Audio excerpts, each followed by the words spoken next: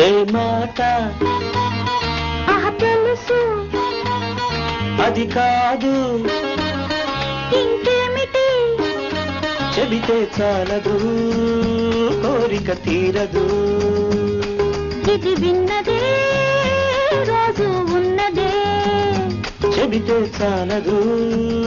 కోరిక తీరదు ఇది విన్నదే రోజు ఉన్నదే ఏ మాట తెలుసు అది కాదు ఇంకేమిటి చెబితే చాలదు కోరిక తీరదు ఇది విన్నదే రోజు